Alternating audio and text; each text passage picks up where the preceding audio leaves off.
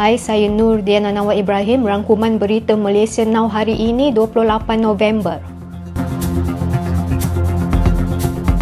China telah menegur Malaysia berhubung perjanjian dagang ditandatangani Perdana Menteri Anwar Ibrahim yang memberikan pelbagai kelonggaran kepada Amerika Syarikat. Bloomberg melaporkan China melahirkan kebimbangan serius terhadap beberapa klausa dalam perjanjian itu dan meminta Malaysia menangani isu tersebut berdasarkan kepentingan jangka panjang. Sebelum ini, pakar memberi amaran Malaysia terikat memastikan ia menuruti dasar Washington, termasuk tidak menyertai perjanjian dengan negara lain yang tidak disenangi Amerika. Dr. Mahathir Mohamad hari ini menggesa Anwar Ibrahim didakwa kerana mengkhianat negara susulan perjanjian dagang antara Malaysia dan Amerika Syarikat.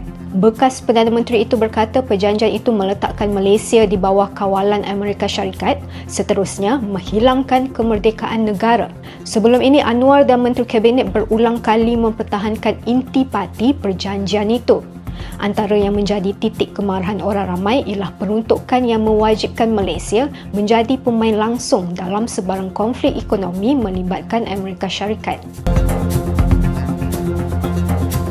Sekumpulan pegawai SPRM yang lengkap bersenjata dan bertopeng hari ini bertindak menyerbu kediaman Albert T di Puchong, Selangor. Meskipun sebelum ini berkata ahli perniagaan itu hanya akan disoal siasat minggu depan. Peguamnya Zaid Malik turut dihalang daripada menemui anak guamnya.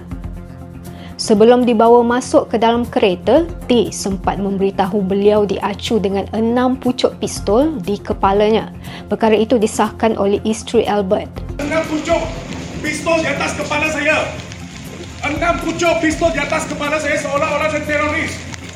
Kekecohan hari ini berlaku ketika Anwar Ibrahim berdepan cabaran terbesar sejak mengambil alih kuasa susulan pendedahan mengejutkan oleh Albert mengenai rasuah peringkat tinggi membabitkan setiausaha politik PM Samsul Iskandar Muhammad Akin, di mana nama Ketua Pesuruhjaya SPRM Azam Baki turut terpalit.